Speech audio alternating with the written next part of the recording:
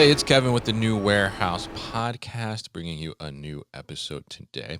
And on today's episode, I am going to be joined by the founder and CEO of Sonair, Knut Sandven, and he's joining me all the way from Oslo, Norway. Right? So, very interested to talk to him and learn more about Sonair and the way that they are making robots be able to see objects better. And we're going to learn a little bit about that technology today and what that means for the industry and also the advancement of robotics and automation in the warehousing industry as well. So, Knut, welcome to the show. How are you? Thank you, Kevin. Great being here. Great intro. Thank you.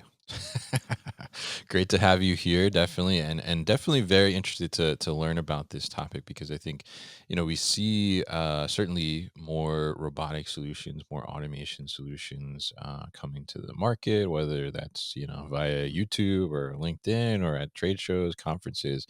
Lots of new technology and innovations happening in that arena, but there also needs to be things that go on a little bit behind the scenes too to enable those to happen and make that adoption maybe happen a little more quickly. So I think we're going to learn a little bit about that today. So why don't you tell us, kind of kick it off here, tell us a little bit about Sonair and kind of how you're the founder, so kind of how you came to found the company as well.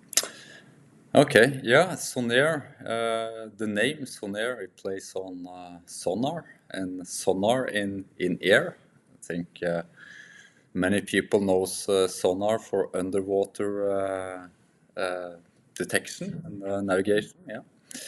So that's the name. What we're doing, we have developed a 3D ultrasonic depth sensor. So it's using ultrasound. That's also what animals like bats and dolphins use to navigate in complex environments.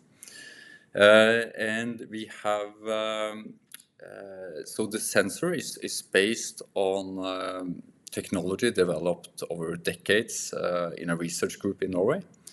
It's what's called a MEMS sensor. MEMS is a micro electromechanical system. It's a silicon sensor. It's all the sensors you have in your mobile phone are MEMS sensors.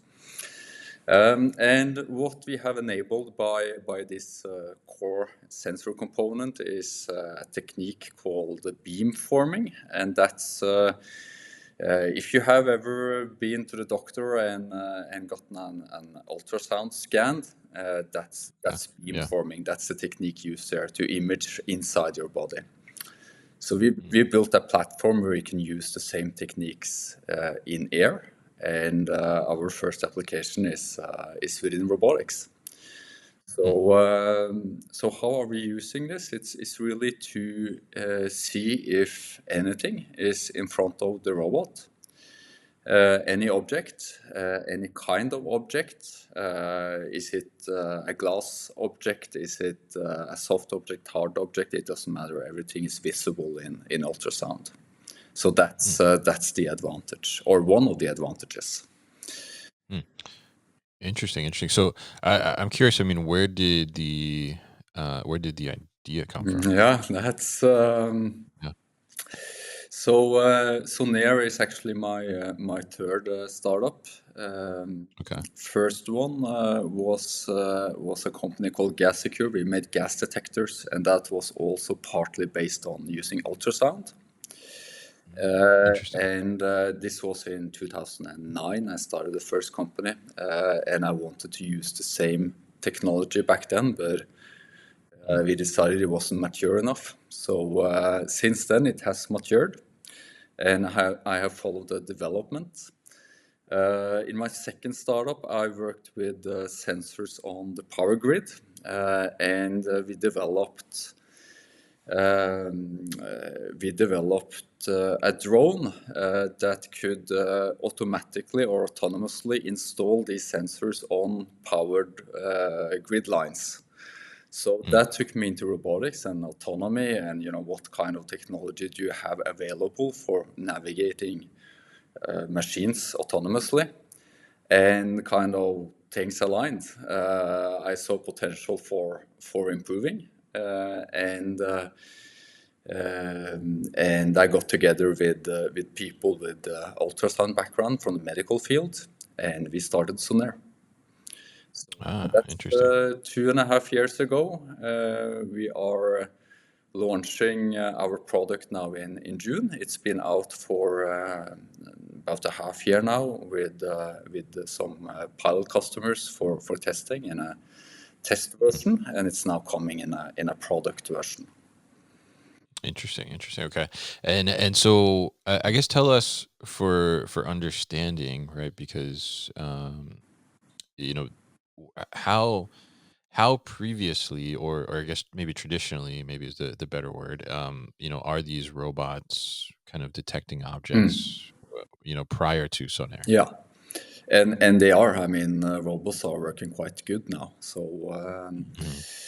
Um, so we are first we focus, or we mostly focus on AMRs for Okay. warehouses, logistics Mhm. robots, and service robots.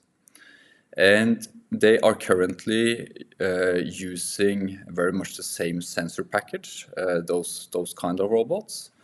Mhm. It consists of cameras and LiDARs. And what they're using are 2D LiDARs. LiDARs are that's laser-based or light-based Mhm. systems. So they're using 2D LiDARs, and these LiDARs see then a horizontal plane. So if you mount a LiDAR on an AMR, it's typically mounted 20 centimeters above the floor, and it will see the legs of a person. Okay. And it sees the legs of a person quite reliably. It cannot distinguish if it's a leg of a person or a pole or anything else, but it will see if there's an object there. But the disadvantage with LiDAR, the main disadvantage with LiDAR is that it's 2D. It does not see the full body of a person. And as robots now gets into the wild, gets into unstructured environments with Mm. unpredictable people, you need to see someone reaching out towards the robot. You need to see someone kicking towards the robot. You need to see objects standing out of a shelf, hanging from the roof. It's not enough or sufficient to only see this horizontal plane 20 centimeters above the floor. So that's the big difference that we see in full 3D. We have a full vertical field of view and a full horizontal field of view. Expanding the field of view. And then also LiDARs have some very known problem areas. They don't see glass or have Mm. significant problems seeing glass, shiny objects, strong headlights, known problems with LiDARs. Those are not problems for ultrasound.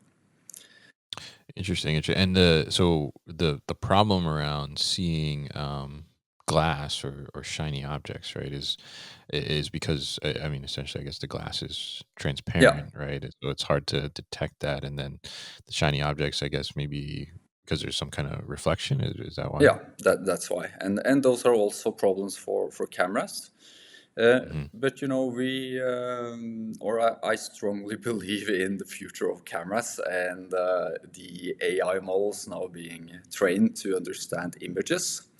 So cameras are here to stay on robots, and how that's developing is really amazing to follow. But cameras alone are insufficient for object detection, so you need some other modality to combine with cameras, and that's where this is really what we develop for, the combination with cameras. So we give reliable and safety certified depth uh, from our sensor to the robot system, and then you combine with vision-based system cameras to understand really what you're looking at, and understanding the scene better, and also as input for navigation. Mm. Mm. Interesting, interesting. Yeah, and so now tell us a little bit about because I think a lot of people that would be listening to our podcast, right?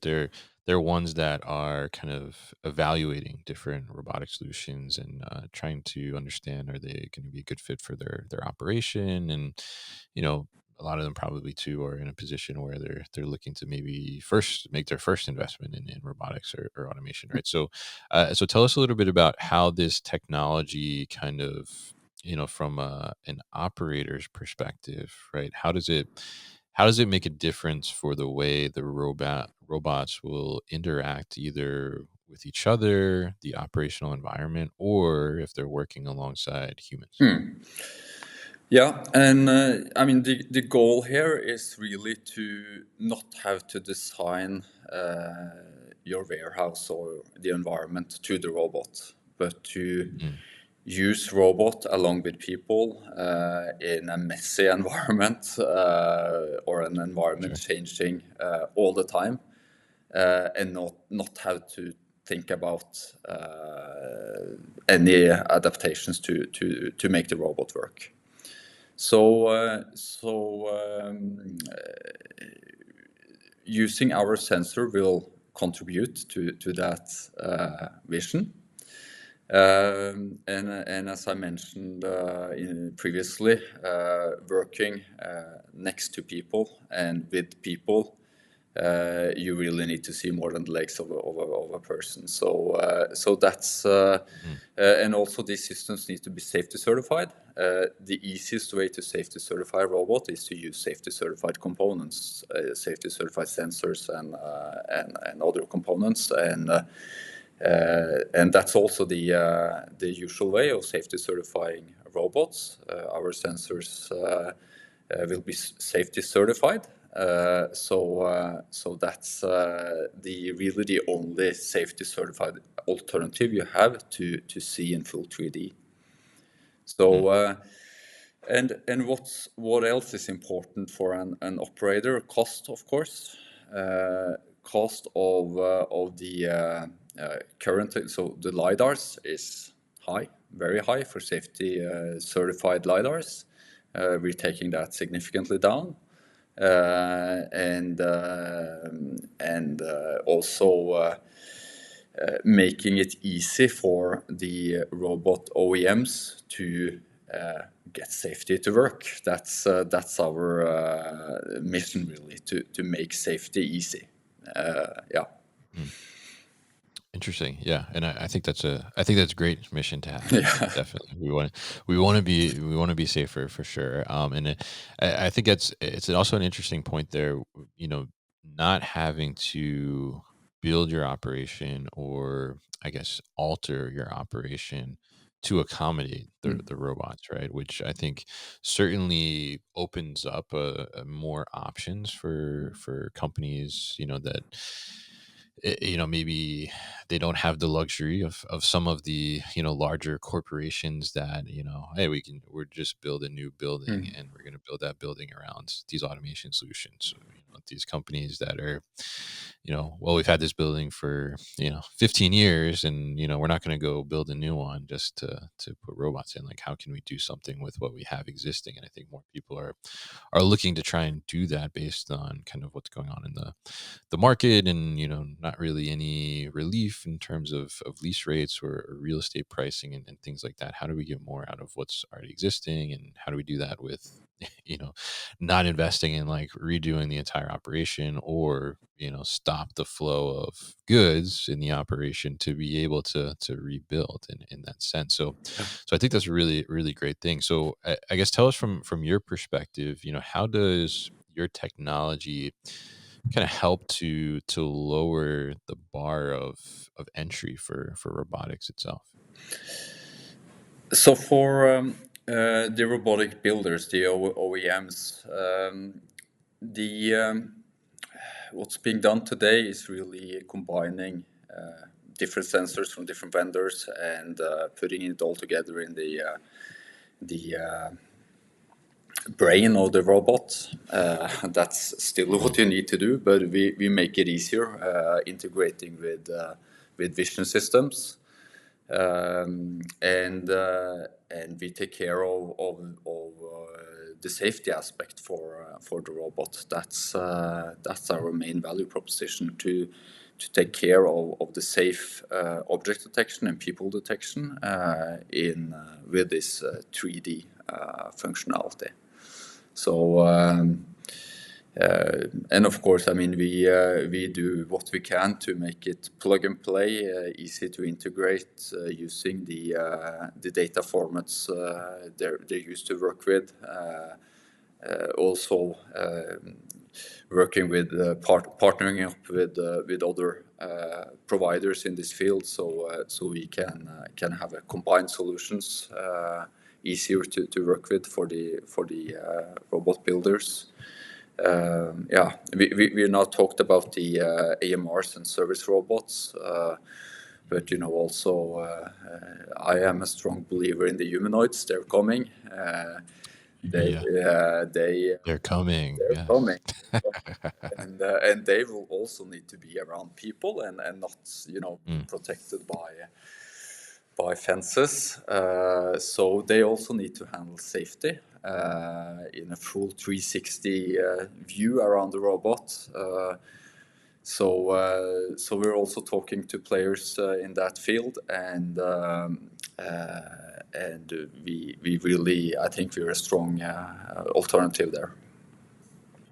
yeah, yeah, absolutely, and I think that's an interesting thing. I was actually gonna ask you about that from a humanoid perspective, because that's, or just some robotics in general. I mean, certainly we've seen much advancement on like the AMR side, where they're working alongside humans without a cage or anything like that. Mm. But that's kind of the next step a little bit in some of these humanoids, is how do we take them out of the cage, I guess, Yeah, I guess, yeah, in a sense, right?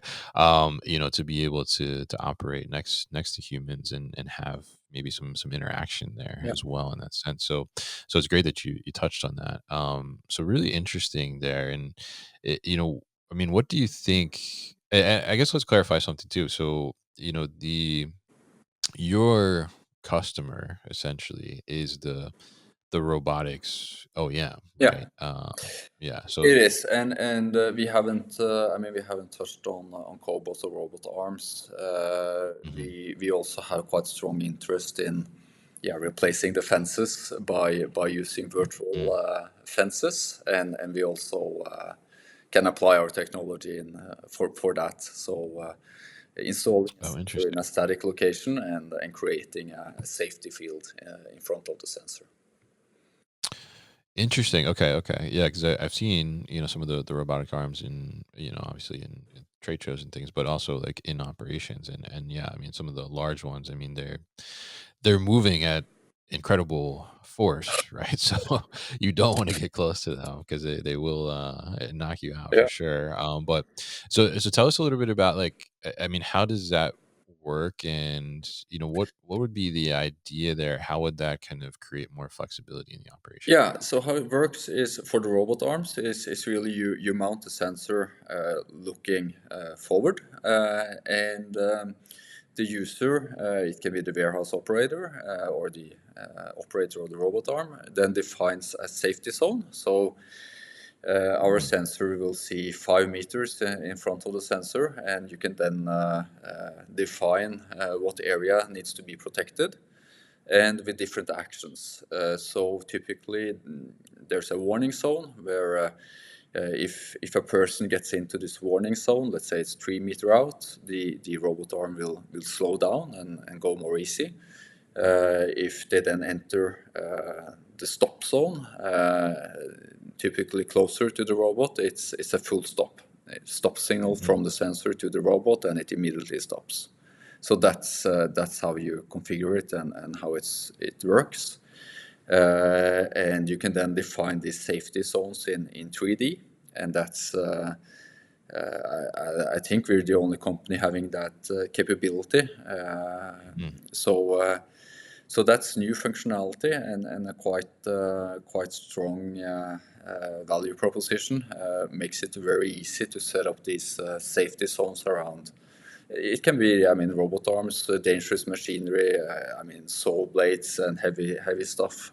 There's a lot of things that need to be protected people entering into the working zone. So there's demand in that field.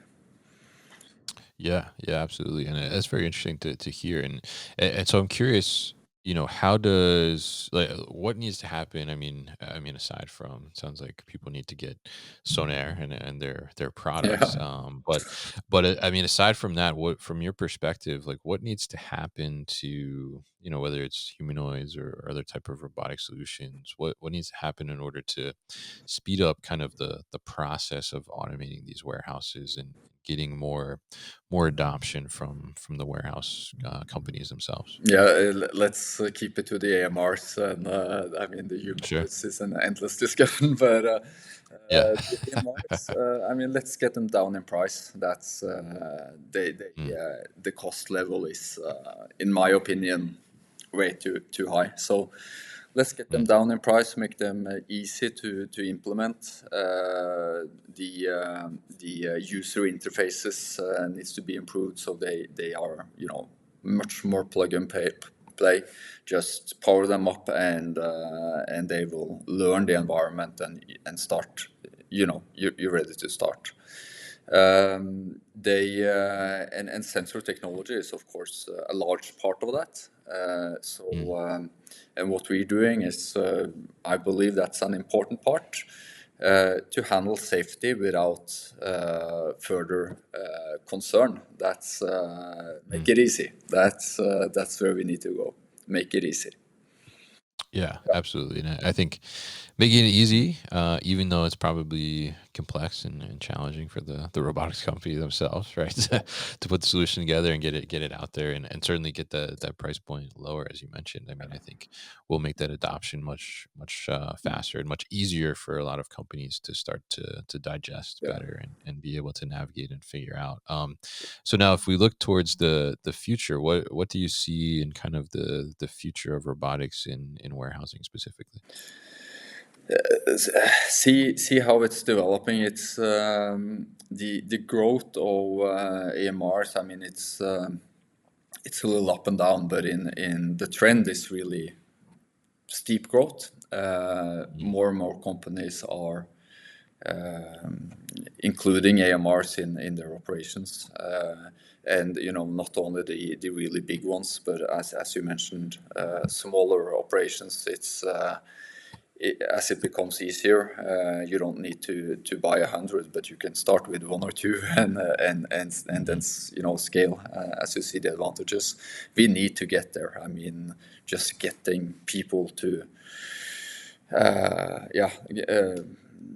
Attracting and retaining people in these kind of jobs is getting more and more difficult in the Western Yeah, world. I guess, what's your employment rate in the US now? Around 4% or something. It's somewhere around there. yeah, Yeah. yeah. And same here in Europe, Western Europe. It's difficult to get people to stay in these jobs, and it's a lot of monotonous and hard work that can quite easily be replaced by robots now. Mm, So this will. I'm extremely optimistic to the robotics future in all the categories. So mm. and talking about the service robots, have you ever been served by I mean, at a restaurant, for instance, been served by a service robot? It's I an have, amazing yes, yeah. experience. Yeah. Yeah, yeah, So it's interesting. There's a burger place by me, and you order at a register, but then when the food is ready, they bring it out yeah, on a little AMR. It's got a little like face that looks like a cat. yeah, Yeah, exactly. yeah, yeah. Yeah. It's fun. Yeah. It's fun. I mean, I like talking to the waiters, and that's Mm, part of the restaurant experience, but not always. We have this yeah. in the airport in Oslo here, and when you're traveling, you just want something quick. It's an Mhm. amazing experience. Yeah, So yeah, absolutely. Yeah. Yeah. So very interesting to learn about Sonair here with you, Knut, and also get your perspectives on kind of what needs to happen in order to increase adoption around robotics. And sounds like you're doing your job to try and Yeah, make we that try happen to do as our well. part, and yeah. Definitely. So great to have you join me here on the show today. If people want to learn more about Sonair, what's the best way to do that? I'm a great opportunity is to come and see us at Automate in Detroit in is it next week or the week after? It's soon, very soon. It's next week. So Yeah. we will have people there. We will demo our technology. So that's if you are at Automate, please come and stop by our booth. And if you're not, visit our webpage, send us an email. We have a contact form there. There's many ways to contact us and start test our technology. It's available now as in product version in a few months. So just reach out and we'll be very happy to work with you. All right, great. And we'll definitely put all that information at thenewwarehouse.com as well as in the show notes. So thank you once again for your time on the show today, Knut. Thank you. Great being here. Hey guys, thank you so much for tuning into today's video here on our YouTube channel, The New Warehouse Podcast, and I appreciate you tuning in. If you liked what you saw, make sure you subscribe to our channel, and if you like this video in particular, make sure you like it as well. And if you want to get this great t-shirt that you see in the video behind me, Warehouses Are Sexy, head to warehousesAreSexy.com and get your own.